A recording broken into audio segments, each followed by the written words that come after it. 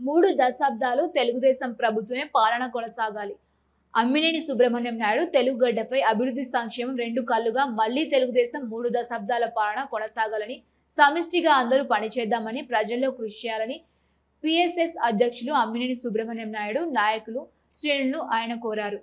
సైదాపురం మండలం చాగానం ఆర్ఆర్ కళ్యాణ మండపంలో క్లస్టర్ 5 పరిధిలో కలిచేడ్లోని విశ్వవాణి స్కూల్ నందు గురువారం 2వ రోజు వెంకటగిరి శాసనసభ్యులు కురుగొండ్ల రామకృష్ణ ఆదేశాల మేరకు మహానాడు సైదాపూర్ మండలం అధ్యక్షులు కొండూరి సుబ్రహ్మణ్యం రాజు, నాయకులు Ammineni Subrahmanyam Naidu, cluster 6 in charge Pemmasani Dilip Naidu, cluster co convener Tondapu Vijayashankar నాయుడుల ఆధ్వర్యంలో వైభవంగా నిర్వహించారు. క్లస్టర్ 6 మహానాడు ప్రాంగణంలో ఎన్టీఆర్ చిత్రపటానికి పూలమాల, పుష్పాంజలి ఘటిస్తూ ఆ పార్టీ నాయకులు నివాళులర్పించారు. అంతకుముందు సైదాపూర్లో ఎన్టీఆర్ విగ్రహానికి పూలమాల వేసి పీఏసీఎస్ అధ్యక్షులు అమ్మినేని సుబ్రహ్మణ్యం నాయుడు నాయకత్వంలో మండల కేంద్రంలో పార్టీ శ్రేణులతో నివాళులర్పించారు. సందర్భంగా హైబ్రిడ్ మహానాడు క్లస్టర్ 6 ప్రాంగణంలో ఎన్టీఆర్ చిత్రపటం ముందు టెంకాయలు కొట్టి నమస్కరించి జ్యోతి ప్రజ్వలన చేసి ఈ వర్చువల్ హైబ్రిడ్ విధానంలో జరిగిన మహానాడును ప్రారంభించారు.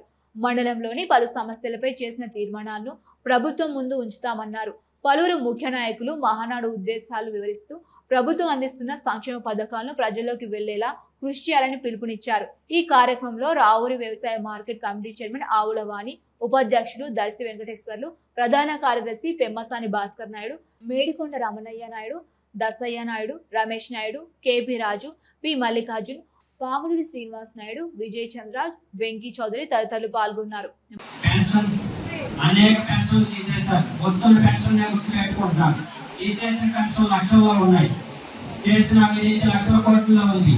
మరి ఈ దుర్మార్గాలని అలాగే తప్పు చేయకపోయినా కానీ తెలుగుదేశం పార్టీ భావజాలంలో ఉన్న వాళ్ళ మీద అక్కడ కేసులు బనాయించడం, అలాగే తెలుగుదేశం పార్టీ పిచ్చి వాళ్ళు ఎవరు ఉన్నాయి అలాంటి పిచ్చి వాళ్ళని ఇబ్బందులు పెట్టడం, కొంతమంది కొన్ని ప్రాంతాల్లో వాళ్ళ కుటుంబ సభ్యులను చంపడం, ఇలాంటి కార్యక్రమాలు అనేక రకమైనటువంటి పైతాచిక శాస్త్రం చేసిన తర్వాత ప్రజలన్నీ గమనించి అది పెంచుమీరి చివరికి యోగ్యుడైనటువంటి మహానాయకుడు, గొప్ప నాయకుడు, పరిపాలనా దక్షుడైన చంద్రబాబు నాయుడు కూడా అక్రమ అరెస్టు చేయించడం, ఆనాడు ప్రజలందరూ మేల్కోవటం, పర్యవస్థానం అన్ని కూడా ఒకటికొకటి అవగాహన తీసుకొచ్చుకొని ఈరోజు చంద్రబాబు నాయుడు గారిని తిరిగి మళ్ళీ ముఖ్యమంత్రిని చేసుకున్నాం.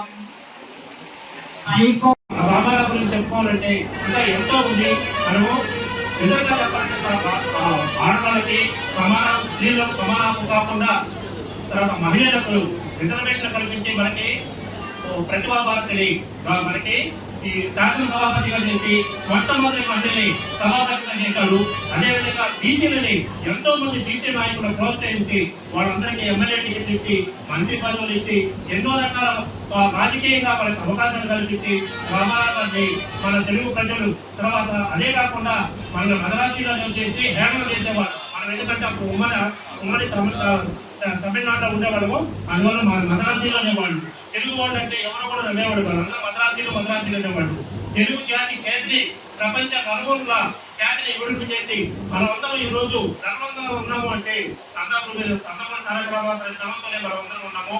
ఈ రోజు అది మనం నివారణ తీసుకోవడం నిజంగా మన అదృష్టము. ఈ అవకాశం ఇచ్చినందుకు నమస్కారం ఇస్తూ సెలవు.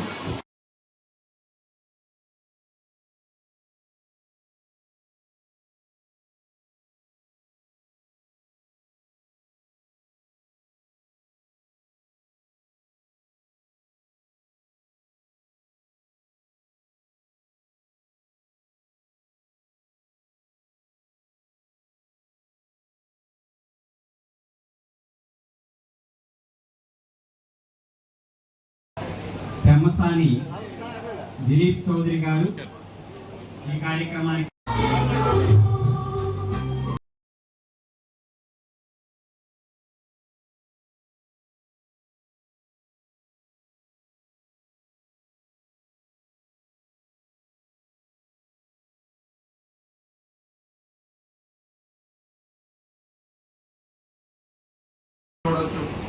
అటువంటి ఇరిగేషన్ శాఖ ఆ రోజు 2024లో కూటమి ప్రభుత్వం అధికారంలోకి వచ్చిన తర్వాత చూస్తే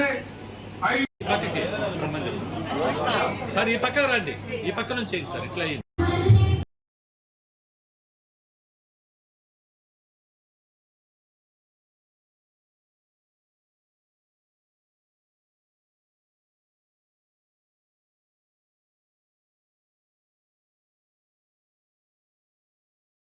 మాదిరిగా అసెంబ్లీ మళ్ళా కమిటీ వేసి రెగ్యులర్ చేసి వాళ్ళకి భాష పుస్తకాలు ఇచ్చే విధంగా కృషి చేస్తామని కూడా ఈ మహావేదికగా ఏకగ్రీవ తీర్మానం చేసుకుంటూ జరుగుతుంది. అసైన్మెంట్ కమిటీ భూములు కూడా రెగ్యులర్ చేసే విధంగా కమిటీ వేసి చేయాలని జీవో ఆల్రెడీ ప్రభుత్వం జారీ చేస్తుంది.